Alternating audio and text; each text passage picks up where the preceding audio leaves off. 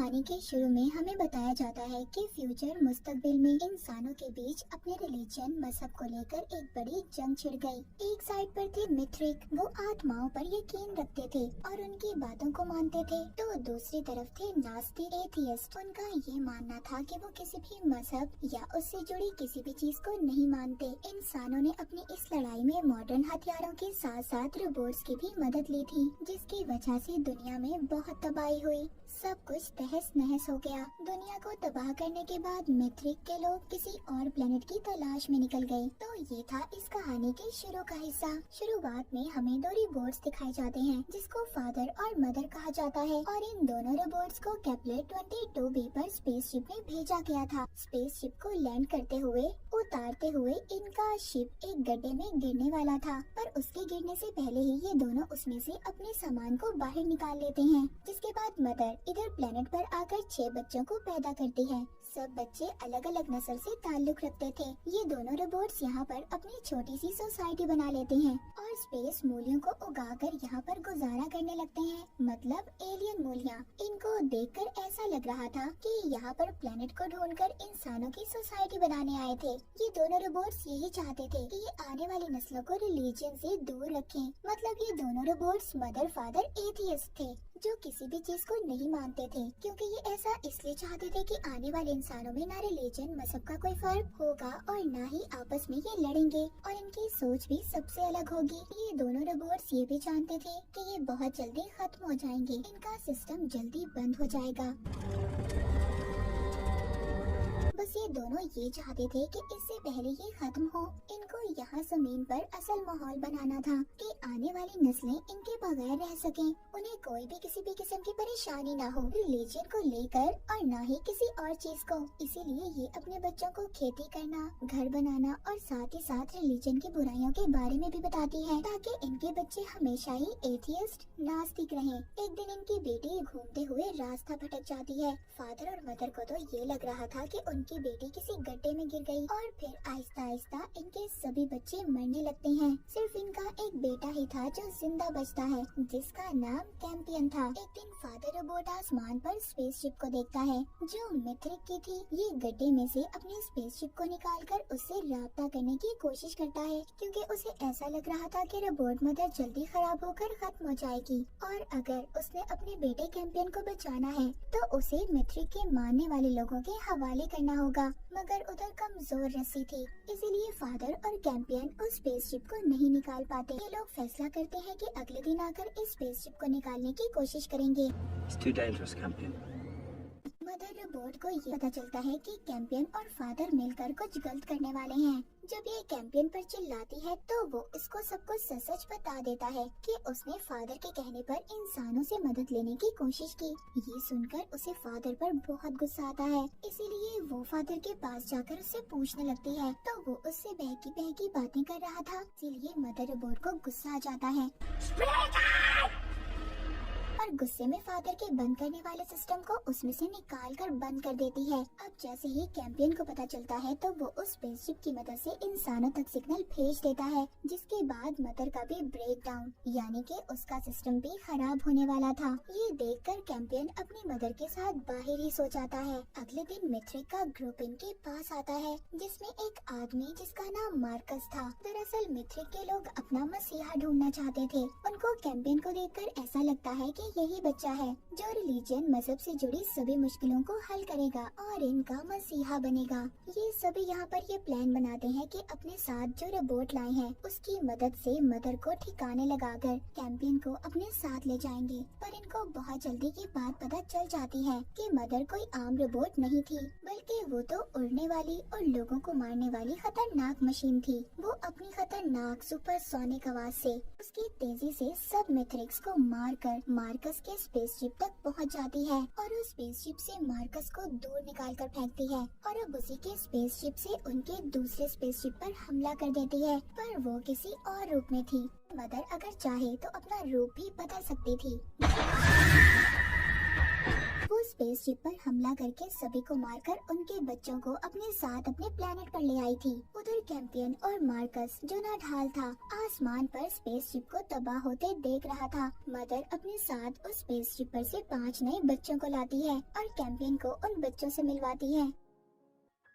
अब यहाँ से कहानी चली जाती है पास्ट यानी माजी में। हमें दिखाया जाता है कि 2145 में जब जंग हुई थी तो 2 एथियस्ट सोल्जर सिपाहियों ने असल मार्कस और उसकी बीवी को मार दिया था और खुद उनका रूप लिया और फिर बाद में ये मिथ्रिक के ग्रुप में शामिल हो गए। मतलब जो मार्कस मदर के पास आया था वो असल एथियस्ट था। कहानी आ जाती है दोबारा से मदर पर। उसने उस रोबोट को मार दिया था जो मिथ्रिक के लोग अपने साथ लाए थे। दरअसल मदर की असल ताकत उसकी आंखों से थी और इसी तरह अभी उस रोबोट के सिस्टम को निकाल कर फादर के अंदर डाल देती है जिससे वो भी दोबारा से जिंदा हो गया था। जब कैंपियन दोबारा से अपने फादर को देखता है तो बहुत खुश होता है। फिर ये सब लोग अपनी नई फैमिली के साथ मिलकर खाना खाते हैं जिनमें वो बच्चे भी शामिल थे जिनको मदर अपने साथ लाई थी दूसरे प्लेनेट से। उधर मार्कस खुद को एक रस्सी से बांधकर गड्ढे के किनारे अपने जिस्म को गर्म कर रहा था ताकि उसको सुकून मिल सके। खाना खाते हुए मदर अपने सभी नए बच्चों को समझाती है कि कोई यहाँ पर रिलीजन की बात नहीं करेगा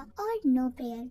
इन 5 नए बच्चों में मार्कस का बेटा भी शामिल था। मतलब वो मदर के पास था। वो फादर को अपनी आंखों की सच्चाई बताती है कि उसकी आंखों में ताकत है और इसीलिए उसने अपनी असली आंखों को छुपा कर रखा हुआ है। कैंपियन को मार्कस के बेटे के पास एक पालतू चूहा बहुत पसंद आता है। मार्कस का बेटा उसे देना तो नहीं चाहता था पर फिर भी वो दूसरे लड़के के कहने पर कैंपियन को वो चूहा दे देता है। कैंपियन जब सब बच्चों को बताता है कि उनके आने से पहले उसके सभी बहन भाई मर गए और कहीं न कहीं उनकी मौत की वजह मदर है जिन्होंने अपनी ताकतों से उन सबको मार दिया और जिसके बारे में वो खुद भी नहीं जानती। No, I'm not allowed to.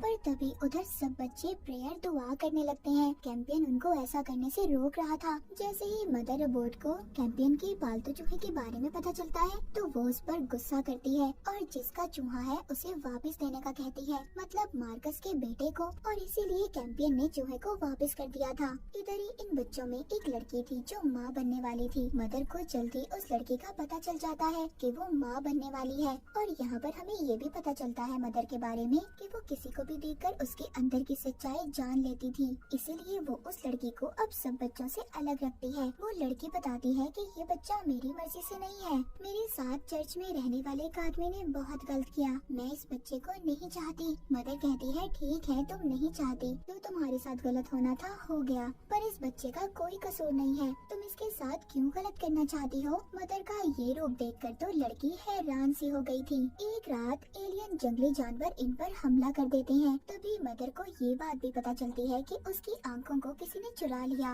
Mother को सिर्फ फादर पर ही शक था क्योंकि उसने इस बारे में सिर्फ फादर को ही बताया था, पर इसमें कैंपियन का हाथ था। खैर पता चल जाने पर फादर कैंपियन से आंखें लेकर मदर को वापस दे देता है और मदर वो आंखें लगा लेती है जिसमें ताकत मौजूद थी की मदद से सभी जानवरों को मार देती है। वो जानवर उस लड़की पर भी हमला कर देते हैं जो माँ बनने वाली थी, पर वो उनसे बच जाती है। फादर और मदर दोनों इस बात पर बहुत हैरान थे कि इन्हें 12 साल बाद की बात पता चली है कि इनके अलावा भी यहाँ पर कोई रह रहा है, क्योंकि उन्हें यहाँ रहते हुए इस प्लेनेट पर 12 साल हो चुके थे और इस दौरान इन्होंने कोई ऐसा जानवर कोई चीज नहीं देखी थी। पर वो जानवर अब मार्कस पर भी हमला करके उसे गड्ढे में गिरा देते हैं, पर रस्सी के बंधे होने की वजह से वो बच जाता है और फिर मिथ्रिक ग्रुप के सिपाही आकर उसे बचा लेते हैं। अब इस हादसे के बाद सभी बच्चे बहुत ज्यादा डर गए थे, इसीलिए वो सभी यहाँ से जाना चाहते थे, पर मदर उस लड़के की तरफ इशारा करके कहती है कि नहीं अभी हम कहीं नहीं जाएंगे क्योंकि अभी इसके यहाँ बच्चा पैदा होने वाला है। ये सुनकर सभी बच्चे उसकी तरफ देखने लगते हैं। इस कहानी में हमें एक और बात बताई गई है कि केपलर 22 प्लेनेट का सफर जमीन से 13 साल का है। इसी बीच सबको हाइबरनेशन में रखा जाता है, यानी कि उनको लंबी नींद सुलाई जाती है, पर इस नींद में उनका जिस्म तो सो रहा होता है लेकिन वो अपने दिमाग से सभी के साथ बात कर सकते हैं। मार्कस को होश आता है तो वो अपनी बीवी से अपने बेटे का पूछता है। वो बताती है कि हमारा बेटा मदर के कब्जे में है। दूसरी तरफ जो मदर के पास बच्चे थे उनमें से एक बच्चा सबको बताता है ये दोनों रोबोट्स हमसे झूठ बोल रहे हैं कि यहाँ पर जंगली जानवर हैं। ये हमें सिर्फ डरा कर इधर रखना चाहते हैं ताकि हम यहाँ से कहीं न जा पाए। तभी कैंपियन को भी याद आता है कि पहले भी मदर ने ऐसी ही कहानी सुनाकर उन्हें यहाँ पर रखा था। वो लड़का जो यहाँ पर पहले सबको समझा रहा था अब वो उस लड़की से बात करता है जो माँ बनने वाली थी। वो कहता है तुम्हें अपने बच्चे का नाम उसी आदमी पर रखना चाहिए जिसका ये बच्चा है। लेकिन वो लड़की ये सुनकर उसे थप्पड़ मारती है जिससे उस लड़के के मुंह से खून आने लगता है और आहिस्ता आहिस्ता वहाँ पर सभी बच्चों की तबीयत खराब हो जाती है। कैंपियन को भी अब ऐसा ही लग रहा था कि मदर ही अपने बच्चों की जान ले रही है। उधर मदर जिसको अपने बच्चों की फिक्र थी वो उस तबाह स्पेसशिप में से एलियन रोबोट की शक्ल में आकर वहाँ से कुछ दवाइयाँ लेने जाती है ताकि वो अपने बच्चों की जान बचा सके। ये बात तो साफ थी कि मदर अपने बच्चों की जान नहीं ले रही थी। उधर स्पेसशिप में जितने भी मित्रिक बचे हुए थे जब वो मदर को देखते हैं तो जमीन के अंदर जाकर छुप जाते हैं। मार्कस अपने साथियों से कहता है कि मुझे लगता है इस रोबोट का प्रोग्राम किसी एथियस्ट ने बनाया है इसीलिए ये हमारी दुश्मन बनी हुई है। खैर मदर उधर से दवाइयाँ लेकर जब वापस जा रही थी का सामना एक मित्रिक रोबोट से होता है लेकिन मदर बड़ी ही आसानी से उस रोबोट को मार देती है।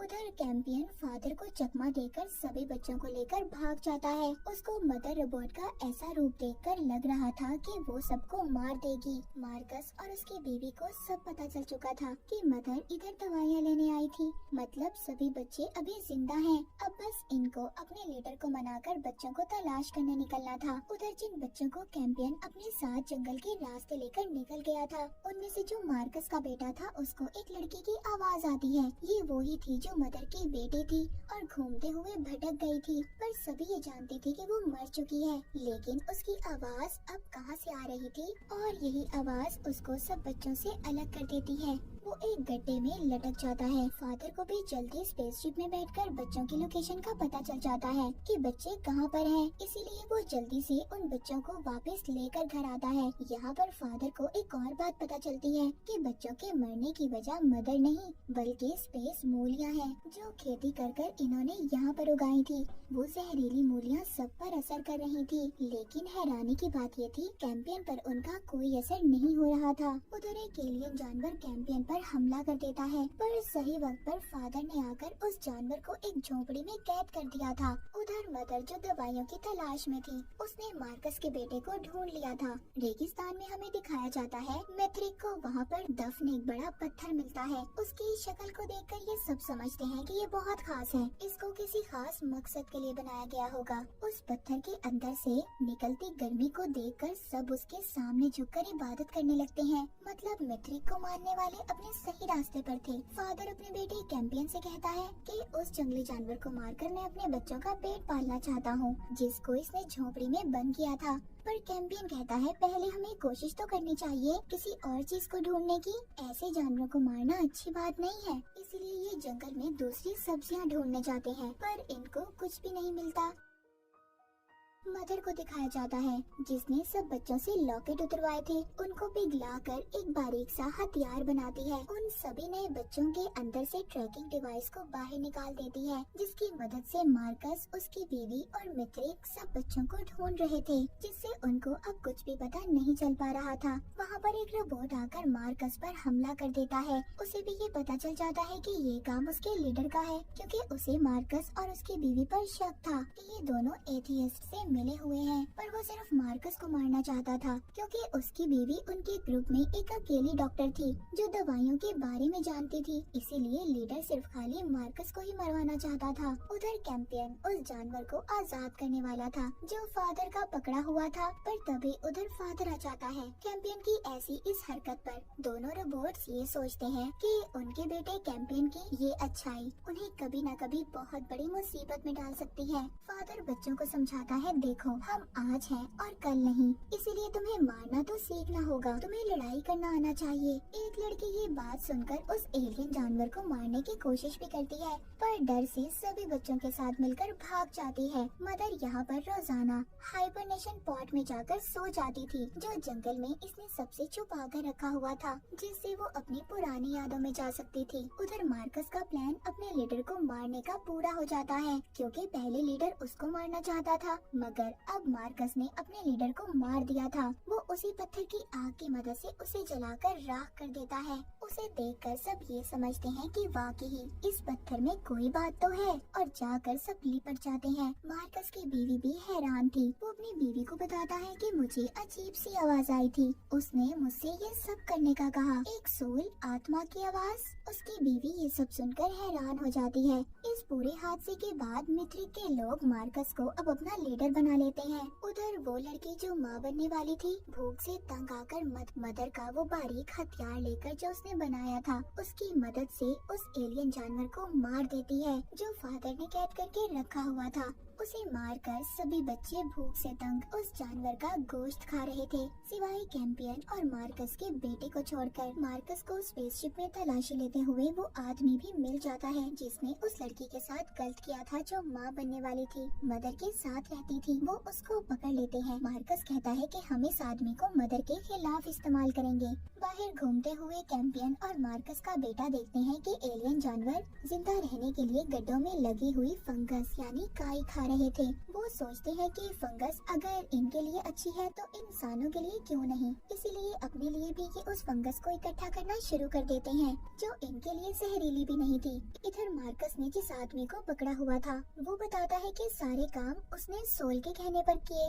ये सब बातें मार्कस को काफी अजीब लग रही थी। अब क्योंकि मार्कस मैथ्रिक का लीडर भी बन चुका था, उसके साथ एक लड़की काफी ज्यादा घुलने मिलने की कोशिश कर रही थी। उधर मदर हाइबरनेशन पॉट में नींद में जाकर अपनी पुरानी यादों में चली जाती है, और आखिरकार हमें यहाँ पर पता चलता है कि मदर कौन थी और किसने इसको यहाँ पर भेजा था। मदर भी पहले मैथ्रिक के लिए काम करने वाली एक रोबोट थी, मगर उसको एक एथियस्ट ने अगवा करके रीप्रोग्राम कर दिया, दोबारा से उसके अंदर की चीजों को बदल दिया। ये आदमी पहले मैथ्रिक का ही था, पर इसने अपने रिलीजन के खिलाफ बगावत कर दी, और ये मदर से प्यार भी करता था। इसने मदर को बदलकर इंसानों की खिदमत करने वाला एक रोबोट बना दिया, और इसने फादर रोबोट को भी बनाया था, और दोनों को केपलर 22 पर जाकर एथियस्ट की सोसाइटी बनाने का कहा। उसने मदर को भेजने से पहले उसकी सारी पुरानी यादों को मिटा दिया था, क्योंकि वो ये नहीं चाहता था कि आगे के इंसान उसको भी अपना गॉड, अपना मसीहा समझे। सब चीजों का ताल्लुक कहीं न कहीं मदर से था, क्योंकि मदर ने जो बच्चे पैदा किए थे उनसे आगे की नस्लें चलनी थी। सभी यादों को याद करके मदर दोबारा से अपने घर आकर देखती है, तो उस लड़की ने जहर खाकर मरने की कोशिश की थी, जो माँ बनने वाली थी। मदर उसको उल्टियाँ करवा के बचा लेती है और कहती है कि अब कुछ भी नहीं होगा, मैं किसी को भी मरने नहीं दूंगी, चाहे मुझे कुछ भी करना पड़े। वो ट्रैकिंग डिवाइस जो मदर ने बच्चों से निकालकर दूर फेंक दी थी, वो किसी को मिल जाती है, और वो आदमी उसे अपने साथ ले जाता है। तो मैथ्रिक को उस डिवाइस से सिग्नल मिल रहे थे, इसीलिए पीछा करते हुए ये उस अनजान आदमी तक पहुंच जाते हैं, पर वो आदमी देखते ही देखते अजीब सी बड़ी बड़ी छलांगे लगाकर गायब हो जाता है। मतलब ये कोई आम इंसान तो नहीं था। इधर ही मार्कस को इस जगह का नक्शा मिलता है, और सभी मदर को ढूंढने का प्लान बनाते हैं। वो वहाँ पर जानवरों के बहुत बड़े बड़े कंकाल भी देखते हैं। सुबह को मार्कस उस नक्शे की मदद से आखिरकार मदर के कैंप को ढूंढ ही लेता है। आगे कहानी में दिखाया जाता है मदर रोजाना जंगल में जाकर हाइबरनेशन पॉट में अपनी पुरानी यादों में चली जाती थी।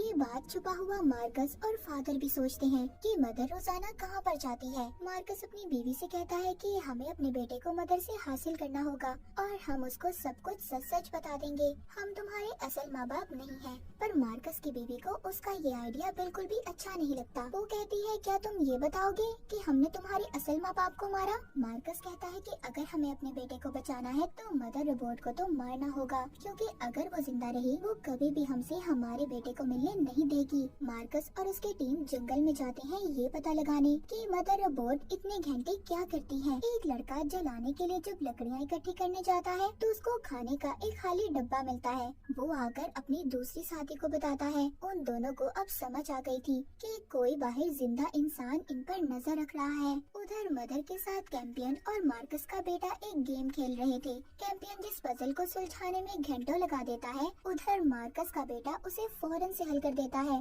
जिस वजह से कैंपियन उससे जलने लगा था। जंगल में मार्कस की बीवी को वो पॉट मिल जाता है जिसमें मदर अपनी पुरानी यादों में जाया करती थी। मार्कस उसको देखकर कहता है कि यही सही वक्त होगा जब हम मदर को मार सकते हैं, क्योंकि इसमें जाने के बाद वो बहुत गहरी नींद में सो जाती है और इसी दौरान हम उसको मार सकते हैं। हम उसके जिस्म को बम से उड़ा देंगे। उधर कैंप में मदर उस बच्ची की ड्राइंग देखती है जो रास्ता भटककर गुम हो गई थी और मर चुकी थी, पर मदर को कुछ समझ नहीं आता कि उसकी बनाई हुई ड्राइंग उसकी पुरानी यादों से मिल रही थी। उसको अब लग रहा था कि शायद उसके पीछे कोई है जो उसके बारे में जानना चाहता है, उसका पीछा कर रहा है। मार्कस का बेटा बेचारा फंगस खाकर तंग आ चुका था। वो भी अब एलियन जानवर का गोश्त खाना चाहता था, पर वो खुद से किसी की जान नहीं ले सकता था। इस बात पर कैंपियन को उस पर गुस्सा आता है। कहता है तुम ये काम क्यों नहीं कर सकते, और उसे मारने लगता है। फादर जब ये देखता है कि कैंपियन मार्कस के बेटे को मार रहा है,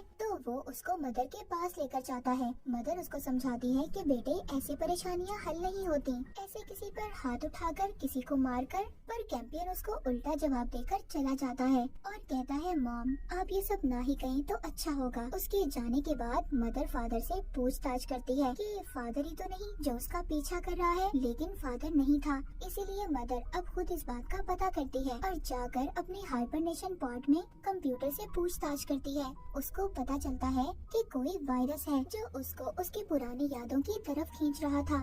ये दोबारा से गहरी नींद में जाकर सब पता करती है। तभी वहाँ पर मार्कस के लोग आकर इसके चारों तरफ बॉम्ब लगा देते हैं और एक आदमी उसके आगे आईना लेकर खड़ा हो जाता है ताकि वो शीशा मदर की सारी ताकत को कुछ देर के लिए कंट्रोल कर पाए। पर ऐसा कुछ नहीं होता। मार्कस के लोगों का सारा प्लान खराब हो गया था, जिस वजह से मदर भी अब होश में आ जाती है और सबको यहाँ पर खत्म करके अपने बच्चों को लेने भागती है। उधर मार्कस की बीवी अपने साथियों के साथ मदर के कैंप पर हमला कर देती है। फादर जल्दी जल्दी अपने सभी बच्चों को बचाकर एक महफूज जगह पर लेकर छुप जाता है, पर मार्कस की बीवी ने अपने बेटे को ढूंढ लिया था। उधर ही एक बच्चा मिथ्रिक के लोगों को फादर के छुपने की जगह बता देता है, जिससे वो लोग फादर पर भी हमला कर देते हैं। लेकिन मदर भी आ गई थी। उसे आने में बहुत देर हो जाती है। फादर बहुत जख्मी हो चुका था। मार्कस की बीवी अपने बेटे को उसके डैड से मिलवाती है, यानी कि मार्कस से। पर मार्कस यहाँ पर कहता है बेटे अभी तुम वापस जाओ, मदर जिंदा है, तो इसीलिए तुम्हें मदर रोबोट के पास वापस जाना होगा और उसकी आंखें चुरानी होंगी। उसी में मदर की सारी ताकतें मौजूद हैं।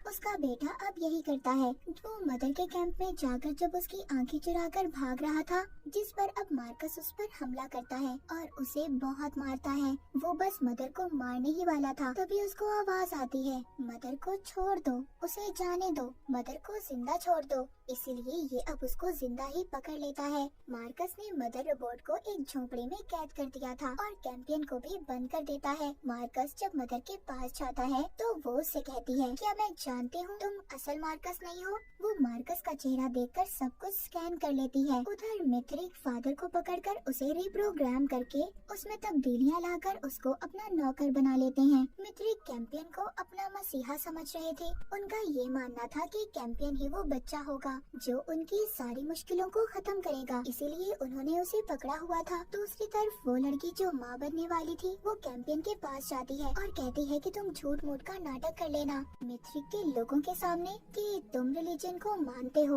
और जो भी वो कह रहे हैं सब सच है। एक तरफ मार्कस का बेटा बैठा घर बना रहा था। मिथ्रिक के लोग जब उसको देखते हैं तो वो सोचते हैं कि शायद हमारा मसीहा ये बच्चा हो, पर उनके रिलीजन, उनके मजहब के लिहाज से उनका मसीहा ऐसा होगा जिसका इस दुनिया में कोई भी नहीं होगा। मगर उन लोगों को ये नहीं पता था कि मार्कस का बेटा भी तो अनाथ था, उसका भी इस दुनिया में कोई भी नहीं था, कि असल मार्कस और उसकी बीवी तो मर चुके थे। अब नकली मार्कस मदर की बातों से तंग आ गया था और साथ ही साथ उसको आवाजें भी सुनाई दे रही थी जो अजीब थी। इसीलिए तंग आकर वो अपने बेटे यानी मार्कस के बेटे को धक्का मारता है। आखिर क्यों सोल मदर रोबोट को जिंदा रखना चाहती थी या फिर चाहता था। उधर जब मैथ्रिक के लोग कैंपियन को अपना मसीहा बनाने के लिए रस्मों को शुरू करते हैं, जब कैंपियन अपने बहन भाइयों की कब्रों को देखता है, उन पत्थरों को, तो उसको न जाने क्या हो जाता है। इसीलिए वो वहाँ से भाग जाता है, मगर फादर ने उसे पकड़ कर लिया था और दोबारा से बंद कर देता है क्योंकि फादर का प्रोग्राम तब्दील हो चुका था। वो मिथ्रिक के लिए काम कर रहा था। जब मार्कस की बीवी को पता चलता है कि मार्कस ने उनके बेटे पर हाथ उठाया तो वो काफी गुस्सा होती है। मार्कस को भी मदर के कैंप से उसका वही बारीक हथियार मिल जाता है जो उसने खुद बनाया था क्योंकि मार्कस ने अपने ख्यालों में भी उसको देखा था। लेकिन मार्कस अब मदर को किसी खुफिया जगह पर ले जाना चाहता था। रास्ते में मार्कस के पास उसका एक साथी भी आता है। मदर उसको बताना चाहती थी कि ये बंदा उनका लीडर नहीं बल्कि एथियस्ट का एक बहरूपिया है। असल मार्कस तो मर चुका है पर वो आदमी तो अपने लीडर पर बहुत भरोसा करता था और कोई भी बात नहीं सुनता। पकड़े हुए कैंपियन को दोबारा से उसी छोटी बच्ची की आवाजें आती हैं जो मर चुकी थी, जो उससे कह रही थी खिड़की से देखो मदर और फादर कहाँ पर हैं। मार्कस मदर को कहीं ले जा रहा था और वो लड़की भी अब इनका पीछा करती है जो माँ बनने वाली थी, जिसको मदर ने अपनी बेटी बनाया हुआ था। मार्कस का प्लान मदर को एक गड्ढे में गिराकर मारना था। वो ऐसा समझता था कि ऐसा करने से शायद उसे आवाजें नहीं आएंगी, मगर उसे फिर से आवाज आती है, मदर को छोड़ दो, मत मारो उसे। तभी उधर फादर जो मिथ्रिक के कब्जे में था मदर को उस गड्ढे में गिरा देता है, मगर अपनी एक उंगली से रस्सी को पकड़कर बचा भी लेता है। मार्कस की वो आवाजें अब ख्यालों में बदल चुकी थी। वो ख्याल में खुद को अपने असल रूप में देख रहा था और इन्हीं ख्यालों में खुद को जख्मी कर लेता है। इस बात का फायदा उठाकर मदर भी गड्ढे से बाहर आ गई थी और फादर से कहती है, मैं अपने और तुम्हारे बच्चों को जरूर बचाऊंगी। ये कहकर वो वहाँ से चली जाती है। मार्कस को इधर अभी भी आवाजें आ रही थी, मदर को जाने दो, उसे छोड़ दो, उसका जिंदा रहना जरूरी है। मार्कस तो जैसे इन आवाजों से पागल हो चुका था। उधर मार्कस की बीवी खाने के लिए एलियन जानवर का गोश्त इकट्ठा कर रही थी। वो अपने बच्चे को लेकर यहाँ से जाना चाहती थी, लेकिन तभी उधर फादर जख्मी मार्कस को लेकर आता है। मार्कस जो कि बहुत जख्मी था, वो बताता है कि मिथ्रिक का मसीहा कोई और नहीं बल्कि मैं खुद हूँ। ये मुझे उन आवाजों ने बताया है जो मेरे कानों में आती हैं। मार्कस की बीवी ये सुनकर हैरान हो जाती है। अब वो आवाजें मार्कस के लिए और भी ज्यादा भयानक हो गई थी। वो अपनी असल पहचान ढूंढ रहा था। एक दिन मार्कस उन्हीं आवाजों की वजह से अपना चेहरा काट लेता है अपनी नई पहचान बनाने के लिए और अपने बेटे से कहता है कि मैं तुम्हें एक जाबाज सिपाही बनाना चाहता हूँ जो कभी भी किसी से नहीं डरेगा। पर इस बच्चे को इन बातों में कोई दिलचस्पी नहीं थी। मदर रोबोट को दिखाया जाता है जो मिथ्रिक के स्पेसशिप में अपनी मरम्मत खुद को ठीक करवाने जाती है। वहाँ पर वो एक खराब रोबोट से एलियन खून लेने लगती है, यानी कि सफेद लिक्विड। इसी दौरान उसे अपने पेट में कुछ महसूस होता है। मदर दोबारा से माँ बनने वाली थी, पर अब उसे जिंदा रहने के लिए लाल खून की जरूरत थी। वो एक जानवर को मारकर उसका खून पीने लगती है। कैंप में एक बच्चा ये देखता है कि फादर ने कोई मैसेज भेजा था। उसको ऐसा लग रहा था कि शायद कि मिथ्रिक के लोगों ने फादर का जो प्रोग्राम बदला है उसी वजह से ये सब है। इधर मार्कस भी ये नहीं चाहता था कि जो कैंपियन था मदर का बेटा, उसका बेटा उससे कोई दोस्ती रखे। पर एक दिन जब वो कैंपियन के पास आता है तो मार्कस उसको देख लेता है और उसे बहुत डांटता है। मार्कस अपनी बीवी को भी बंद कर देता है क्योंकि उसे पता चल चुका था कि उसकी बीवी उनके बेटे को लेकर भागना चाहती है और यहाँ पर जितने भी मिथ्रिक थे सब उसके लिए इबादत करने लगते हैं क्योंकि उन्हें ऐसा लग रहा था कि मार्कस की बीवी एथियस्ट बन चुकी है। वो लड़की जो माँ बनने वाली थी वो मदर को ढूंढते हुए उस तक पहुँच जाती है, मगर मदर यहाँ पर उस लड़की पर बहुत चिल्लाती है और उसे जाने का कहती है कि मदर के खून पीने की आदत कहीं उस लड़की को न मार दे। उधर कैंपियन जिसको मार्कस ने पकड़ा हुआ था मार्कस के बेटे के बताए हुए प्लान के मुताबिक सुरंग बनाकर भाग जाता है और ये सब बच्चे मिलकर मिथ्रिक के चर्च को आग लगा देते हैं। पर मार्कस को ये लगता है कि ये शायद सोल का कोई इशारा है। वो उसके सामने खड़ा हो जाता है और इसी बात का फायदा उठाकर मार्कस की बीवी सभी बच्चों को लेकर यहाँ से भाग जाती है। पहले तो उनका प्लान मार्कस के स्पेसशिप में भागने का था पर वो खराब था, इसीलिए अब ये मजबूरन जमीन के रास्ते से जाते हैं। फादर इनका पीछा करता है पर अपने आप पर कंट्रोल करके उन्हें जाने देता है। मदर जो स्पेसशिप में थी वो अपने सभी सवालों के जवाब चाहती थी, इसीलिए दोबारा से वो हाइबरनेशन पॉड में जाती है और अब ये आगे अपनी यादों में जाकर बड़े कैंपियन से मिलती है जो उसको बताता है कि अब वो माँ बनने वाली है और उसका असल मिशन तो अब शुरू हुआ है। पहले तो सब कुछ सिर्फ एक ड्रामा था।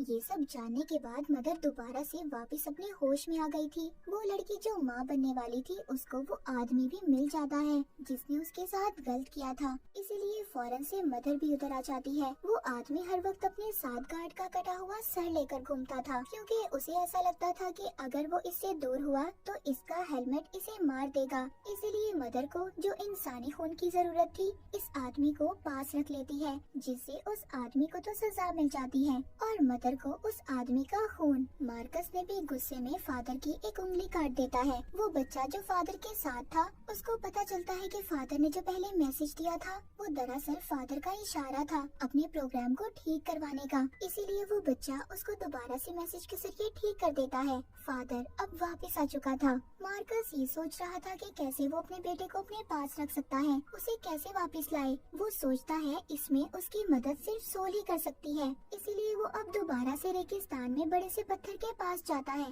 कैंपियन मार्कस के बेटे के साथ बैठा बातें कर रहा था। उन आवाजों के बारे में बात कर रहे थे जो उस छोटी मरी हुई बच्ची की उनको सुनाई देती थी। दूसरी तरफ मदर अपने साथ उस लड़की आदमी को लेकर एक महफूज जगह की तलाश में थी, ताकि वो अपने होने वाले बच्चे को सही से पैदा कर पाए। उसको एक महफूज जगह मिल चुकी थी, पर वहाँ पर कुछ अजीब से कार्ड लगे हुए थे। मदर के बच्चे भी उसे ढूंढते हुए उस तक पहुँच जाते हैं। मार्कस की बीवी भी उनके साथ थी। मदर अपने बच्चों से मिलती है और बहुत खुश होती है, पर अचानक से बेहोश हो जाती है। तभी सभी बच्चों के कहने पर मार्कस की बीवी मदर रोबोट का इलाज करती है। इधर मार्कस मदर के कैंप में पहुंच जाता है। उधर वही बच्चा था जिसने फादर को ठीक किया था। वो उससे सबका पूछता है कि सब लोग कहाँ पर हैं, जिस पर वो मना कर देता है और कहता है कि मैं नहीं जानता कि कौन कहाँ पर है। इसीलिए मार्कस ये पता करने के लिए उसके हाथ उस पत्थर पर लगा देता है जिसमें आग थी, पर उस बच्चे को कुछ नहीं होता। इसका मतलब ये था कि ये सच बोल रहा था, इसको कुछ भी नहीं पता था।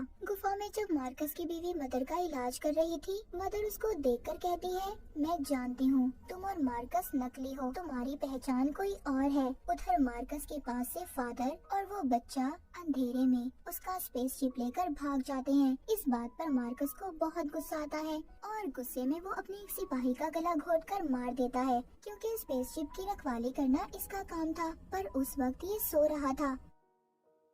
इस बात को देखकर जितने भी मित्रिक थे सभी मार्कस के दुश्मन हो गए थे। उधर मदर को जो कार्ड मिले थे उसको स्कैन करके वो एक अलग दुनिया में पहुंच गई थी, जहां पर वो देखती है कुछ आदमी जो काले कपड़ों में थे वो एक एलियन मूर्ति की पूजा कर रहे थे। पर तभी जब मदर ये ख्याल देख रही थी तो इसी दौरान वो आदमी जिसने लड़की के साथ गलत किया था वो भागने की कोशिश करता है और मदर पर हमला भी। पर इसी दौरान दूसरी लड़की उसके आगे खड़े होकर उसका ध्यान भटकाती है और वो लड़की इसके गार्ड के सर को दूर फेंक देती है, जिस वजह से इस आदमी का सर पिचक जाता है और उसकी मौत हो जाती है। मतलब उसका कहना सही था, वो सर ही उसकी मौत की वजह था। तभी यहाँ पर फादर और वो बच्चा भी जिसने फादर को ठीक किया था, दोनों स्पेसशिप में यहाँ तक पहुँच गए थे। जब फादर यहाँ पर पहुँचता है तो माँ बनने वाली बात मदर के बारे में सुनकर काफी हैरान होता है। पहले तो ये गुस्सा होकर चला जाता है, पर बाद में ये मान जाता है और कहता है कि वो भी उसकी मदद करेगा। यहाँ पर मार्कस की बीवी मदर से कहती है,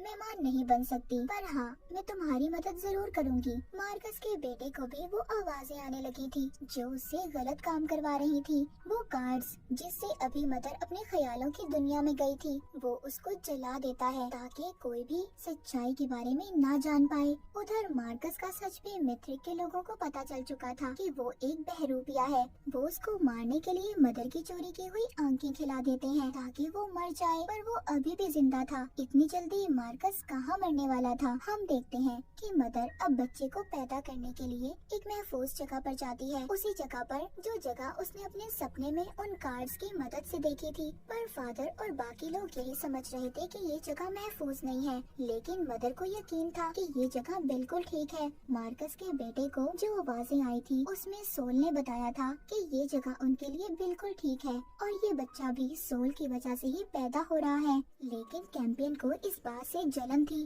कि मदर सबसे ज्यादा इसी बच्चे को खास समझ रही है, पर फादर को मदर सब सच बता देती है। वो बताती है कि मैं भी ये नहीं जानती कि मेरे साथ ये सब कुछ कैसे हो रहा है, पर हाँ मैं ये जरूर जानती हूँ, असल मिशन हमारा अब शुरू हुआ है। फादर इस बात से नाराज होकर चला जाता है। जब मार्कस की बीवी मदर रोबोट का टेस्ट लेती है तो वो बताती है तुम्हारा बच्चा तेजी से बढ़ रहा है और बहुत जल्दी ये दुनिया में भी आएगा। ये सबसे ज्यादा ताकतवर है। दूसरी तरफ मार्कस का बेटा एक गुफा में पहुंच जाता है जहाँ पर वो बनी हुई एक ड्राइंग देखता है जिसमें सांप और स्पेसशिप बना हुआ था। क्या ये कोई आने वाले कल का पता बता रहा था या कुछ और? उधर मार्कस जो अभी भी जिंदा था पर उसके जिस्म पर अजीब से निशान आ गए थे, लेकिन अभी भी उसे ख्याल आ रहे थे कि सोल उसको रास्ता दिखा रही है और एक स्पेसशिप का पीछा करते हुए वो एक सांप के कंकाल तक पहुंच जाता है। मतलब सांप की भी कोई कहानी थी। इधर उसका बेटा जो स्पेसशिप के पार्ट्स को एक गड्ढे में फेंक रहा था, तभी वहाँ पर मार्कस की बीवी आती है और पूछती है क्या कर रहे हो? वो बताता है कि मुझे सोल ने कहा है ये जगह महफूज है और यहाँ से हम कहीं नहीं जाएंगे। मगर उसकी माँ कहती है बेटा ये सब बातें हैं, कोई सोल नहीं है। मगर उसका बेटा समझने का नाटक कर देता है, लेकिन वो कुछ नया करने वाला था। रात को मदर एक गड्ढे के पास आती है और अपने बनाने वाले से कहती है आगे मुझे क्या करना है, मुझे इस बच्चे के साथ क्या करना होगा। तभी वहाँ पर वही छलांगे लगाने वाला आदमी आ जाता है। मगर फादर भी उधर पहुँच गया था और मदर एक ही मुक्के से उसे मार देती है। फादर जब उसका मास्क हटाता है तो वो एक एलियन था।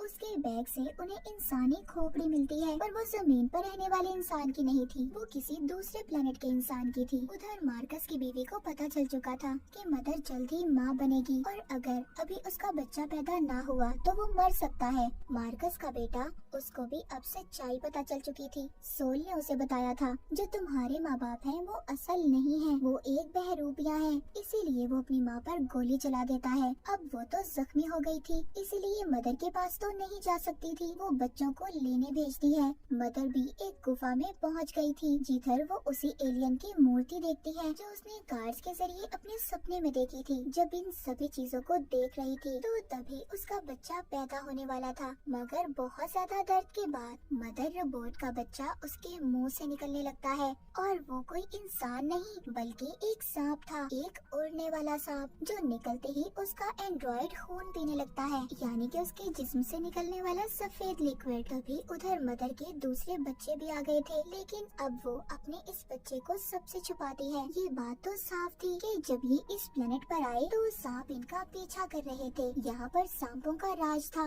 और वो आवाजें जो मार्कस और उसके बेटे को सुनाई दे रही थी वो भी इन्हीं सांपों की आवाजें थी। मदर सब समझ गई थी। मदर समझ गई थी कि उसके साथ ये सब कुछ क्यों हुआ। जब वो हाइबरनेशन पॉड में अपनी पुरानी यादों में जाती थी तो उसके दिमाग पर कोई कब्जा कर लेता था और यही बात थी कि मार्कस का बेटा भी स्पेसशिप को खराब कर रहा था। उन्हें पता था जब ये सांप पैदा होगा तो उसे इंसानी खून की जरूरत होगी, इसीलिए स्पेसशिप के खराब होने की वजह से सब इधर ही रहेंगे, सब फंस जाएंगे और वो सांप आसानी से सबका खून पी सकता है। मदर उस सांप को देखती है जो बहुत जल्दी बड़ा हो रहा था। अगर ये अपने बच्चों की जान बचाना चाहती थी तो ये फादर के साथ उस सांप को लेकर स्पेसशिप में यहाँ पर एक गड्ढे में चली जाती है जिधर दहकता हुआ लावा था। वो उस लावे में जाकर अपने साथ ही इस सांप को भी खत्म करना चाहती थी। कैंपियन जब ये देखता है तो बहुत चिल्लाता है। मदर और फादर के आखिरी वक्त में उनके सामने उनके सभी बच्चों की यादें आ रही थी। उनको पूरा यकीन था कि इनके जाने के बाद कैंपियन ह्यूमैनिटी इंसानियत का नया लीडर मसीहा बनेगा। उधर मार्कस जो भी जिंदा था जंगल में कुछ एथियस्ट को देखता है और एक को छोड़कर बाकी सबको मार देता है। उसके कान से डिवाइस निकालकर सब एथियस्ट को बताता है यहाँ पर कोई भी एथियस्ट नहीं आएगा, सोल ने सबको मना किया है, मैं अब इस प्लेनेट का राजा हूँ। पर तभी उधर एक स्पेसशिप आती हुई दिखाई देती है जो एथियस्ट की ही थी। उधर मदर और फादर जो लावे में गए थे, मगर दूसरी तरफ से उनका स्पेसशिप बिल्कुल ठीक हालत में निकल आता है और उड़ने वाला सांप भी यहाँ से चला गया था जो मार्कस के बेटे को ड्राइंग दिखी थी। स्पेसशिप, एलियन, उड़ने वाला सांप, ये अब सब कुछ सच हो चुका था। मदर के सभी बच्चों को ऐसा लग रहा था कि फादर और मदर तो मर गए हैं, जिसके बाद सब कैंपियन की तरफ देखते हैं कि उनके मरने के बाद सारी जिम्मेदारी अब कैंपियन की थी। इसी के साथ ये सीजन यहीं पर खत्म हो जाता है।